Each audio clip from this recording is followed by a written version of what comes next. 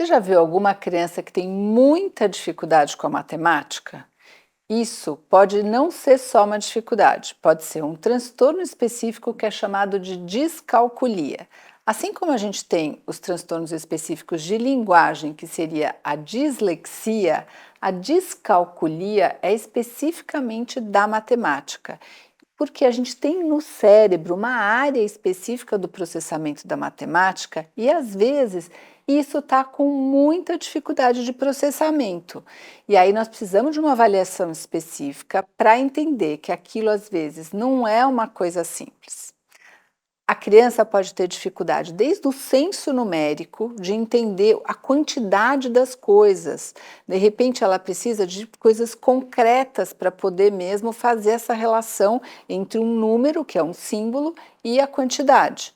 Ela pode ter dificuldade com operações simples, de entender o que é mais, menos, vezes dividido, e pode ter dificuldades na memória operacional, que seria na capacidade de processamento desses dados, guardando aquelas informações para depois processar essa informação no cérebro.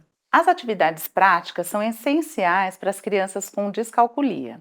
Então, elas precisam de materiais concretos, como, por exemplo, o material dourado, que é uma série de blocos divididos em unidades, dezenas e centenas e o milhar, que a criança pode compor números, fazer operações.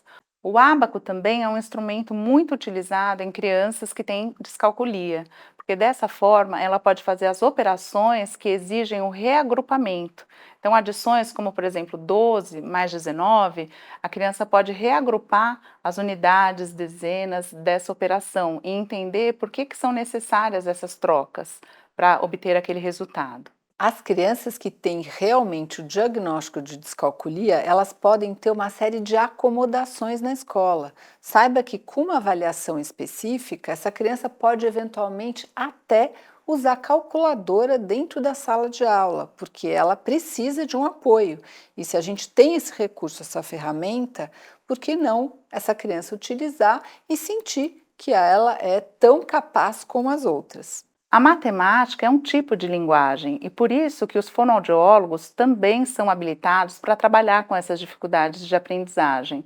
Então, quando a criança tem um déficit na linguagem matemática, ela vai bem nas outras disciplinas, mas tudo que envolve operações de adição, subtração, multiplicação e divisão, a criança apresenta dificuldade.